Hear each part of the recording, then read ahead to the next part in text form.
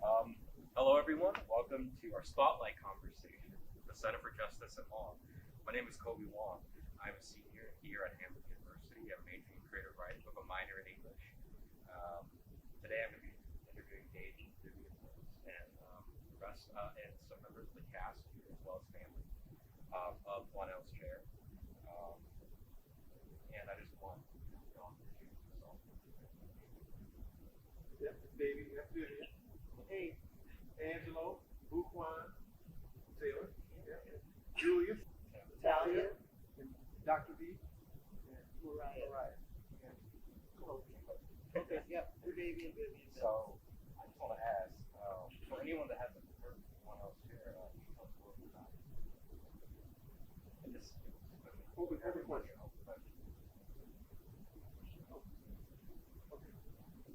Juanell's chair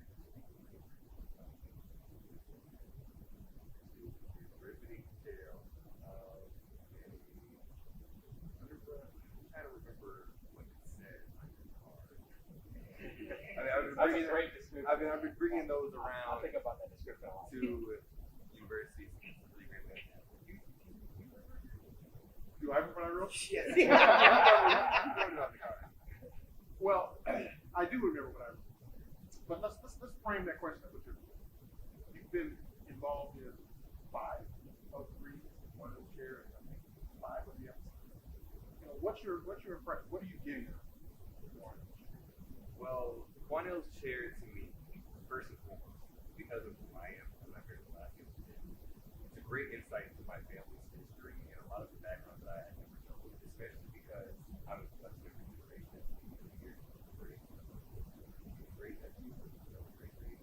Great nephew, Just one. Since we're just one, okay. Because I'm such a lower generation, these are stories that I often go untold. My age, a lot of people don't know privilege of knowing that whether they ever received it, but I had to community fund. But there are still so many aspects of her life that I've never had to see. And growing up, I think a lot about history. Never quite learned that Juanell's chair is and Juanell's chair uniquely ties in the history that I have learned through my formal education with the family experiences that the community experienced. So to me personally, Juanell's chair is as close to the truth as anything that I've learned can be. I've had to do lots of extensive research about Black history, like Black Wall Street, Rondo, communities that were sort of subsequently. And all of the things I've learned or seen directly tie in with Juanell's chair. There's lots of historical facts and accuracies, but there's also a personal connotation with my family's history. And I feel like because I am related to the people who are included in the story, I have a personal connection that no one else who is taking in this media has an opportunity to. But I can speak about how I've interpreted it and what this can mean for other Black students, people, and especially children in our community, especially in the greater St. Paul area. Stories like this are very important for you to know and learn about, especially when it comes to your own history, because a lot of Black history goes unseen because history books don't have it. Quite frankly, they don't have the full truth. So Juanell's chair is an entertaining, emotionally provocative, but still accurate tale or retelling of Black events, especially within the St. Paul area, especially within.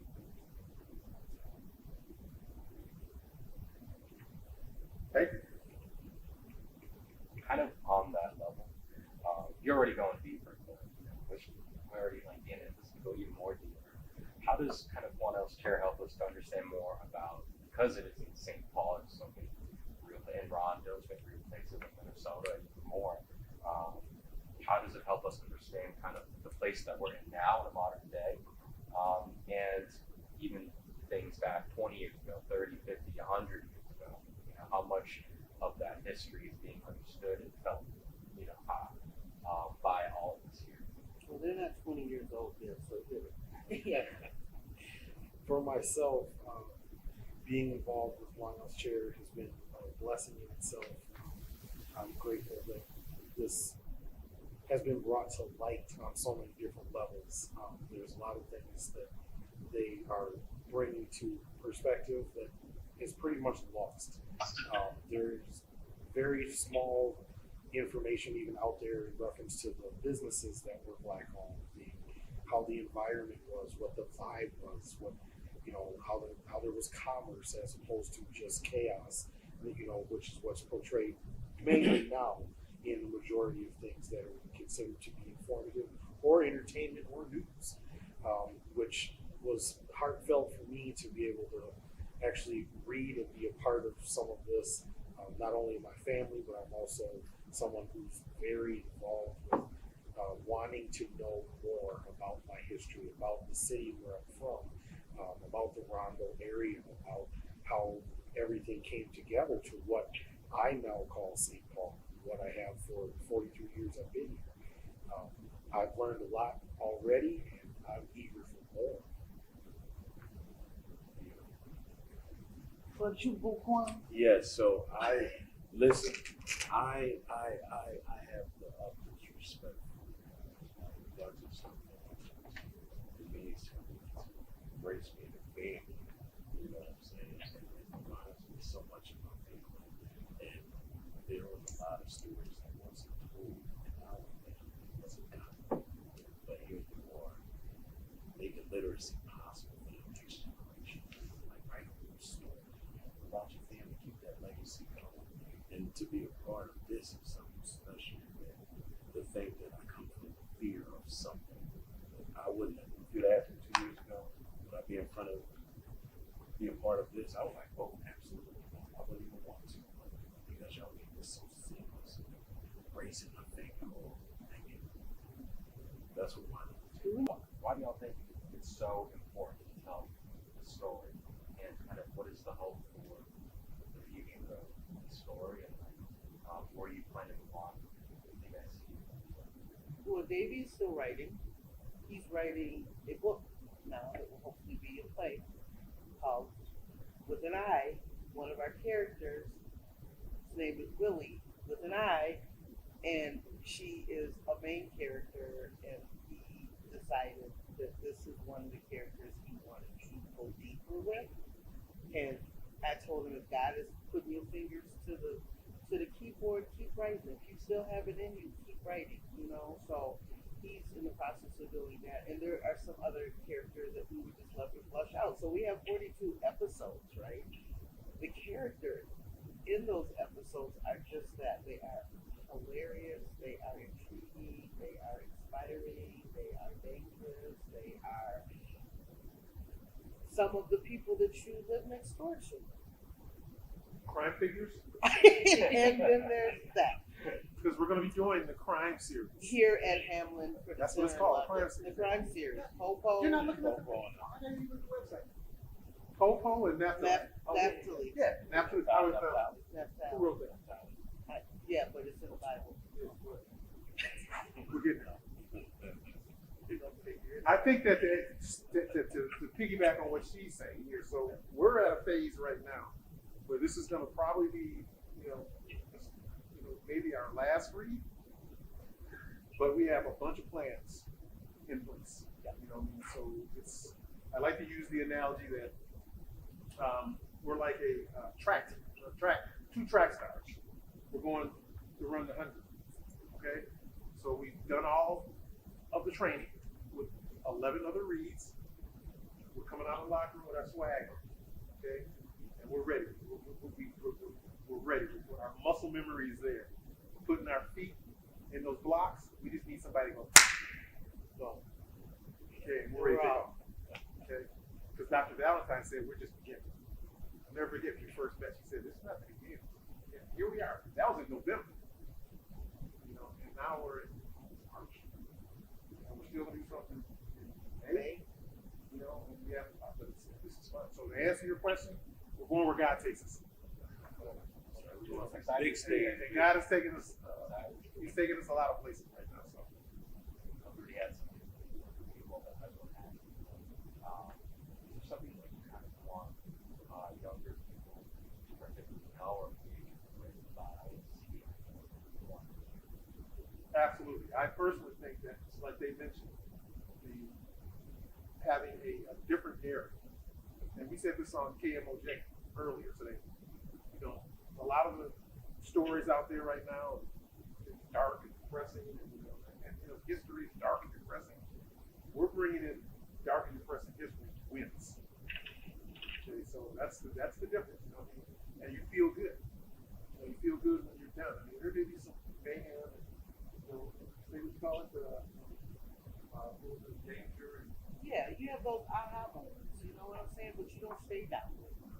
it's part of Well, I feel like when you see something that production of any sort, it should move you, it should resonate. Something in your life, somebody's life, you know, something that you want later on in life, something that's good that you can move toward a goal. Have them come out with a vision, and Davvie mentioned Black Panther earlier on the radio station today because that is a win. That's Brandon right there. My name, that is our coach. Brandon, go ahead, speak on it. The impact that Juanell shared about it was like that powerful after Black people. You didn't see people running around with dashiki from 1970, but it left such an impact on the big whole crowd of people around the event outside. I mean, people they're working for different now, their nature, and from Juanell here, you feel that same power, that impact of the storyline, that is greatness within, and it just brings you there, and it's cool to be able to connect. I mean, you have people on the line right now that are you said ages 8 and up, so it bridges the gap between ages 8 all the way to 93. That's amazing. Usually it's very hard to connect even a decade of one generation to connect with being able to have generations that are able to connect and create and feel that feeling within each other. The story is amazing. So it was able to bridge that gap, and it's great for Appreciate it, Brandon. One last question. Is there anything that really surprised you while you were writing Juanell's chair? Something that really surprised you or bring it to audience, kind of like audience reaction? There were so many surprises I can't remember. Any really memorable? Well, while it was being written, I'll just say I couldn't stop writing. So, yeah, just, except for my wife, because she rightly so wanted the time, you know. But I could have stayed with I call it my playpen, not my man cave. I don't have a man cave. I have a playpen. I go down there with my stuff down there. I can play.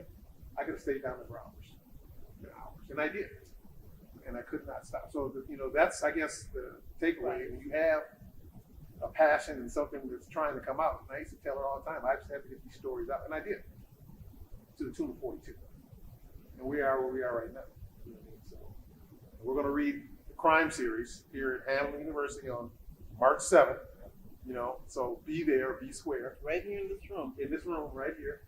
Room You haven't said anything. 111. Anderson Center. You have any thoughts? Here, give her the mic. No, this mic right here is good. No.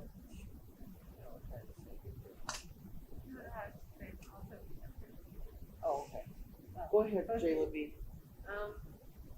I just wanted to speak on how, like, I'm not really a good public speaker, but Juanell's chair has kind of given me more insight about my family and where they come from, the sacrifices they've made, the things that they've been through. You know, because when I talk to my DJ, like I don't get that. So it's really interesting to see those stories unfold and see like the work ethic then and how it kind of connects to like my work ethic now. Kind of just like people in the story and relating to them to a certain degree. And it makes me really appreciate like my elders. You are. You're an elder. Am I elder now? You're older than me. It's okay. Oh, I am. Pointing fingers, I think I'm the unfortunately. oldest one in the room here right now. You guys So right that would here, make me, pointing to you. yes. Yes. I've had gray hair since I was 10. Please don't think about the gray hair. Well, you guys have anything that you'd like to say, or Colby, you have anything else? And we'll come back to you 1 second, Brand. I think that's all the questions that we from the Center for Justice and Law have so far, unless there's any extra ones you want to just put in here really quick. Do you want to add anything to the story? You've been at the readings, Thalia. Yeah. This is the 8-year-old. Do you have anything that you picked up while you've been at the readings? It's just what Huh? you found special, or like anything you want people to know about it. Good food, playful fun, having time with your. Let's think about it. What does it mean? What have you enjoyed?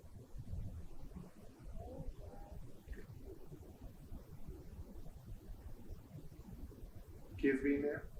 Okay. We enjoyed that You too. like hanging out with family?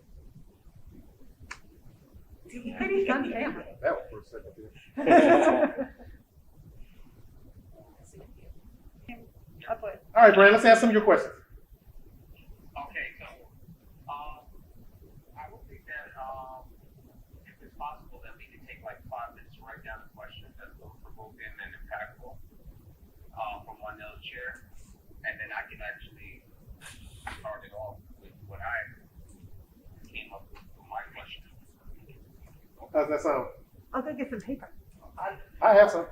Huh? Oh, I got it. You're so well prepared. Yeah, I got some. Just keep talking, guys. So for me, when I read part of Juanell's chair, it made me feel the question that came to my mind is what if?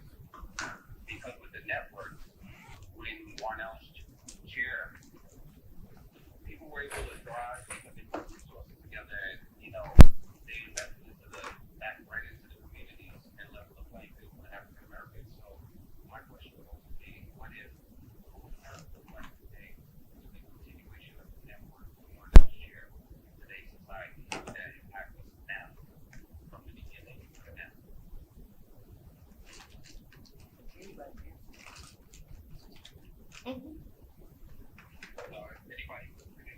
Yep. I don't quite understand the question. So with the network, right?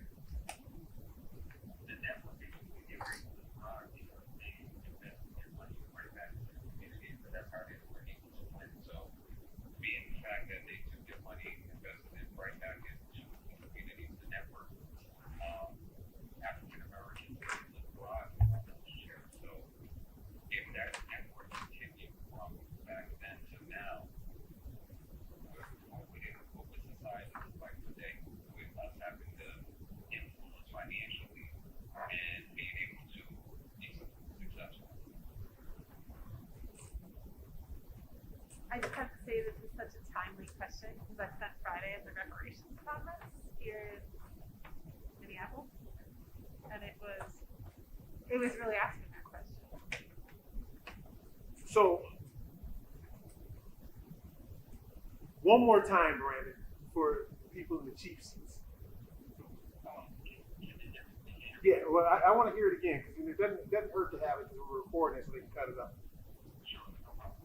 So I would say in Juanell's chair, the network would thrive across the country because they use their resources, their money, and invest it back into the communities to level the playing field for African Americans. So what would America look like with the continuation of the network from Juanell's chair in today's society? What would today's society look like had individuals been able to continue that movement of investing back into the communities?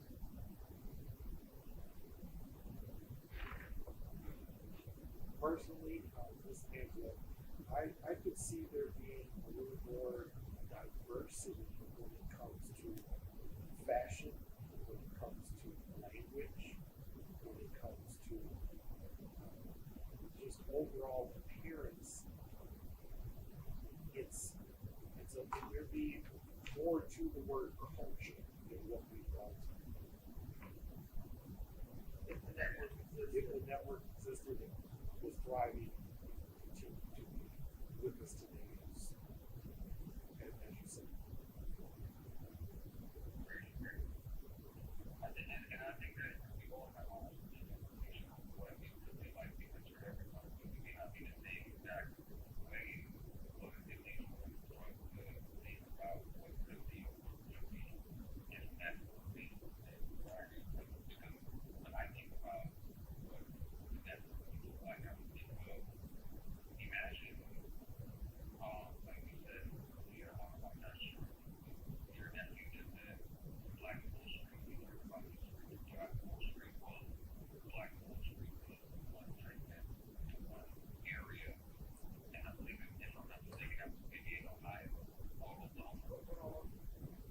imagine that expanding throughout America, and not just looking at topic of local, but across the country. I mean, that could be something amazing and grand on the grand scale. So I think that the outcome can be endless possibilities of what happening today in society. I mean, I think it would just be even a playing field for everyone, not just African Americans, but anybody in general. The fact that absolutely the best package communities thrive, find left, less crime happening, things of that nature, just a more inclusive world. Really, I think you would think it would be something completely different than what we know today. What do you think of Man, Bukwon? I 100% agree with you, but I was thinking like, if that still existed, women will run the country in the United States. Honestly, we'll have more CEOs, you know what I mean, more black CEOs, not to mention you'll have black president, black women president. Because what Juanell's chair was like, she was a matriarch, you know what I mean, telling the story about life, you know what I mean, legacy of her family. And that became only such a good example for her. Everyone coming up, especially in the places that did that. And so that was a whole United States easily, hands down.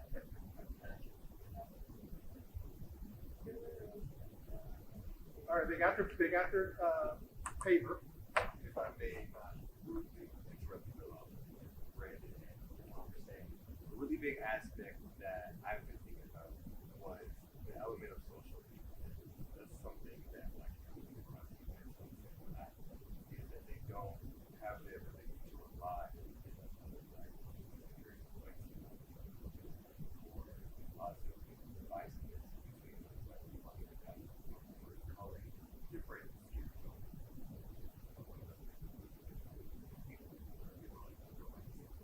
Like underground, where they're completely separated from people based on shape and color, which are trivial. The big thing about the network was the first economic aspect, but the aspect I want to talk about most is social, where relying on one another, using that foundation to achieve their identity, one black person. Usually when you hear about black celebrities or black politicians, they're always or they've made it so hard to say they've done it by themselves. They have no help, they do something wrong, they do the character, but no person makes it to where they have to be black possible or doesn't be 100%. But when you create a network such as the one with one of Jefferson, you build a system that allows, like the was saying, black women to be more empowered. In today's society, we have black men ripping on our holy women, making them feel lesser as compared to other races and people. You don't see that. But imagine the things we could achieve if we empowered one another on a country scale. I was just at a seminar with Dr. Mark Self at the University of Minnesota in February, and he talked about the consequences that the United States would face by targeting any one demographic of people. Like, for example, there isn't as much government intervention with Mexican gangs because if they started killing Mexicans like how they kill white people here, they'd have to enter Mexico. Or if they did the same with Chinese, they'd have to enter China. But if they do that to black people, they don't have an entire country to answer to because we're disconnected from Africa. The entire African diaspora is completely divided here, where African Americans and Africans see themselves as completely different, even though they're related, they're descendants of one another. People with back and forth between the continents, and they still do. But because we've been taught from such a young age that black people and Africans are so different, we don't feel like we have a sense of relying on one another. In my experiences, I've seen Africans believing that African Americans are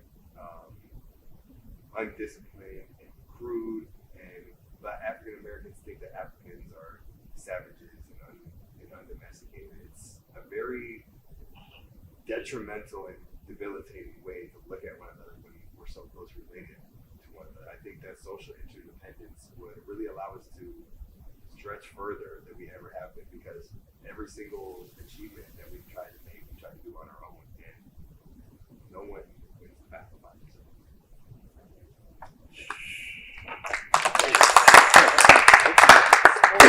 Man, listen, throw your hat in that presidential election right now. You will win. I guarantee you will win. Network can help you all. All right, Brandon, you got another question? I was gonna add on top of that, where you said basically, so it's like imagine that social how disconnected with us with Africa, and the network was to continue, then that would have been that connection that would have been available on a world scale. I mean, and the possibilities would have been endless, because imagine being able to freely, well, obviously we can freely go back and forth to Africa right now, but it's not as much of a priority for most people at this particular point, because there's such a disconnection, disconnect right now. So that was an amazing opportunity to bridge that. Okay, we got a couple of questions that were written down by our panelists. What would you like to say, Jayla? What was your question this week? Actually, how could the screenplay inspire the St. Paul community to get more involved in storytelling and literature? So I think that the play itself, because we're using Rondo as a base, can get people more inspired, because we're offering a different perspective of Rondo. Rondo, everybody knows, about the history in '94 and so forth and so on. But we have a new base that we've created that's vibrant. And again, it's replicated across the country in these other cities that are getting the funds, to help drive these Black communities. So I think that's, and we were talking about this with you here, that what we have with Rondo is different than what other people have with Rondo. And that is, we're telling it's a story, but we're putting a whole different face on it. It's not just, the store was closed and it used to be here and all. No. The historical basis of it. It's fact fiction. That's what our stories are. There's factual, but there's fiction. And it's entertaining and it's uplifting. And I think that's what makes it so uplifting. Is our take as St. Paulites, as each hero tells her story as a migrant from Florida via Tuskegee Institute, where she met our father, via Oklahoma, where she met our great-grandmother, which is depicted in one of our stories, right? And then coming up to Minnesota, where she was no one. So we are able to bring that to St. Paul in a different way, because we grew up here, and because we do have the history of, our brothers, God rest their souls, they weren't born here. They were born in Oklahoma. Your dad, your grandfather, your father, he was born at the Negro Hospital in Oklahoma. It says on the birth certificate. You know what I'm saying? So, Davvie and I were both born in St. Joe's, downtown St. Paul. We lived it, and Mama lived it in her way. It brings us also the southern part of her upbringing in a different way, and how she raised us. If I can add to that, I think this is a really important question to ask, because a lot of times what students rely on to get them engaged in literature and writing, a lot of times growing up, especially in my experiences, there weren't a lot of stories, books that were about people like me, especially not people like me from the city that I live in, especially not about people like me from the city I'm from, about my family. So I think this story is really important to the general public, especially within St. Paul area, because it inspires them to believe that there is interesting story and there is factual information, like you said, there's aspects of it, but there's also facts, right? true to oneself in this picture. Two aspects of your story where you have to be entertained by your one. You also have to ground actual information after the fact.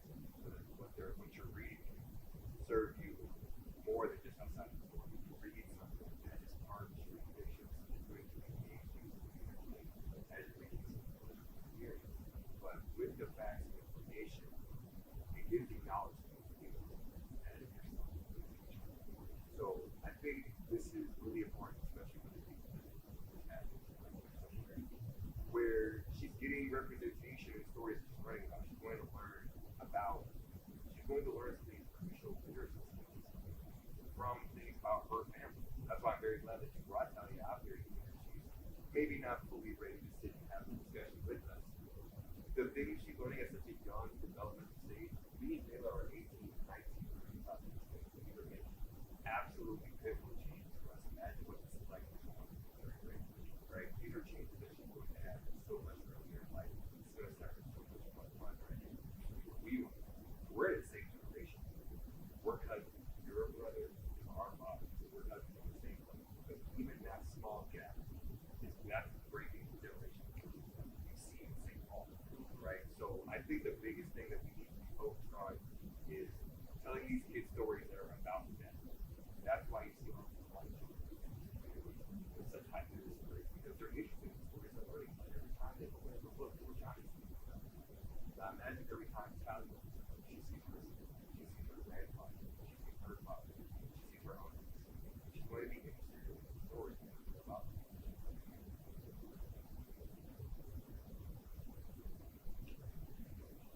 Julius M. That's a Mims right What do you got? What do you got there, Cole? You know, I feel like I have decent perspective from school. Well, I not have to compare kind of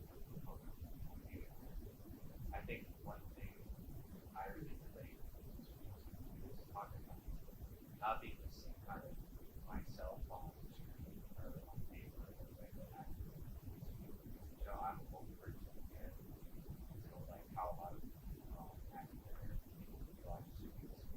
kind of don't really have that. Right? We are people, my diaspora people who have never had it, never had anywhere to call home. And we are driven from place to place. You know, I always think of ourselves, you know, as my parents both people from Laos. Kind of one last great immigrate to one country, and I assume that we'll be here for a long time. So all I know, and all my parents know, is like, you know, when I look at one of those chairs, so wonderful to me. I am I kind of see school streets, and I see kind of this understanding that this knowledge that there's a history that is not selfish, that is unknown, and one that kind of has to come from oneself. You are you all are the ones who live that history. And I would say that's kind of what I know myself as a great writer. Something I want to do. We don't have we didn't have a written word before we started the history before time. We started learning how to write, learning how to draw, learning how to do art in order to preserve that history, because we knew that in place so you don't get like a parent that we knew that we were so simple farms that we had, efficient, simple methods that we developed. Even other speak about it, I can think about kind of African Americans having a treaty chosen. The same thing goes for Asian people, for you Southeast Asians. Kind of, we have been oppressed by institutions, by our Japanese, Chinese, Koreans. There's a difference between us. I mean, you can see the color of my skin, I'm a darker skin Asian man, and that is already a very big difference for me. Southeast Asian, South Asian, and East Asian. We go through the same things like experience cultures. While we aren't exactly the same, I hope, and I think we understand them. I can relate to a lot of similar things that are being talked about, spoken of, story on these things.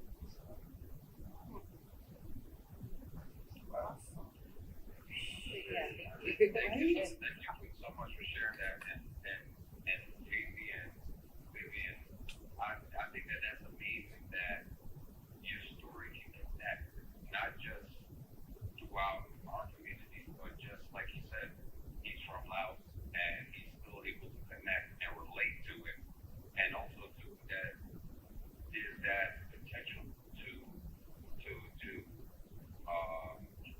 be uplifted and to know that there can be a positive end result after all of this that you have to overcome and deal with that feature.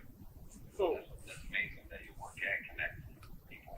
so Brenda, you need to come up here for our last official reading tour.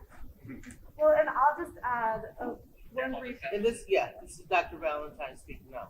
From behind the camera, I'm just going to add a brief note that I think people often ask me, because my lane is environmental justice. And they're like, well, why is this environment and this whole idea of the network?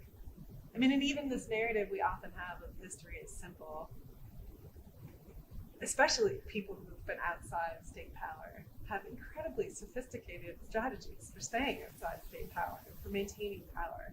And so I think a piece of what, like I love, Julius, the way you described, the ability to imagine yourself into the future, especially as we face so much change, so many layered crises, that ability to bring literature and to see yourselves, to see like specific people from a specific place and the sophisticated histories they've had, and to imagine, imagine if James Baldwin had written our history books. Imagine if, and like we still have that potential, like we haven't missed a boat. And so to say, we honor all of that sophisticated strategy that's been outside that mainstream history. And I just, a nugget that's really been sticking with me from the reparations conference on Friday was, we had not had the oppression and the enslavement that we've had, the median wealth of everybody would be 30% larger.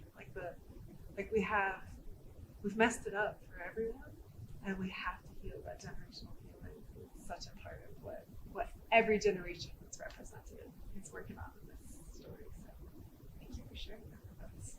Thank you for having this wonderful conversation. Thank you, Dr. Valentine, for opening the doors once again. Yes. See, we got little Gordon Parks right here. So, any other questions? Anybody have anything for them to add? Or Miranda, you want to? I would like to ask you and Vivian, what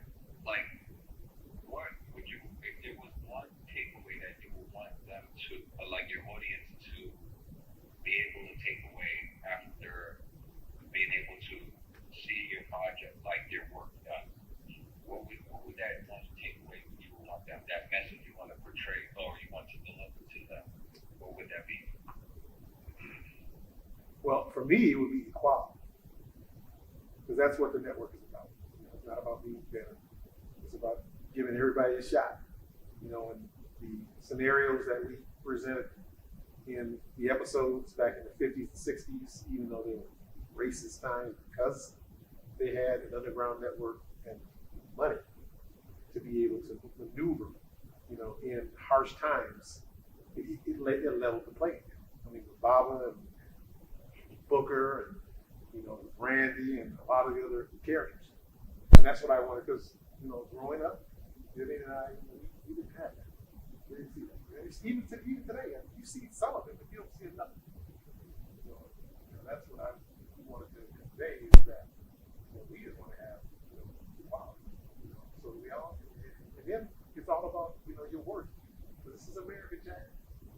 If you're not on top, then somebody else will be on top of you. And that's when you're always on the bottom. It's hard to get on top. You're always being held down. And I think we have an opportunity right now in 2021 2024 to be beyond that. We really do. And I hope that, you know, when we are looking at the network and we're talking about it, that Uncle Sam doesn't think it's real.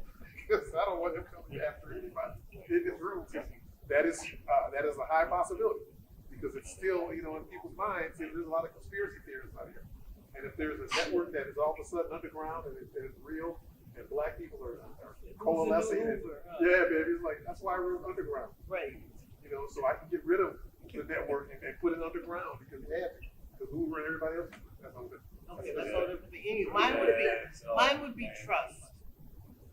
Mine would be trust. Trust your fellow, trust, I mean, for talking about the underground network, you had to trust the people. Randy had that vision because he was in that coma and he came out and he trusted what he was told to do, what he was guided to do. And the people that he encountered, they trusted him. So the trust that we need to have as a community, as an African American community, that's what I would hope will come out of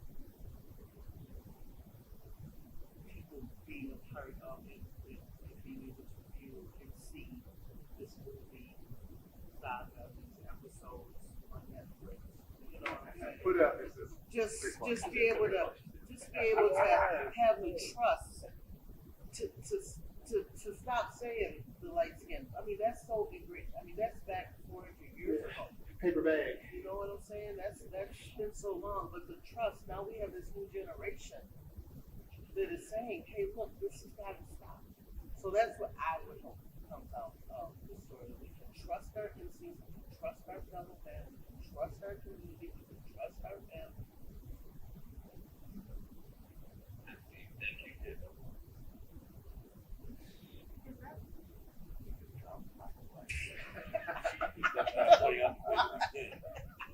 So let me jump in and ask a question. In May, you know, we were talking about doing a panel discussion, which is exactly what we're doing right now. Right. I mean, so we format this, we listen to this, you know, we come up with maybe some more additional questions. You know, is there anything else that we can be putting into it? They're getting the right people. These are the right people right now. You know, for what we're trying to do. But, you know, we're looking at a panel. We'll bring in community leaders, you know, or people who that can draw interest to some of the storylines, some of the conversations. They could read the checkbook.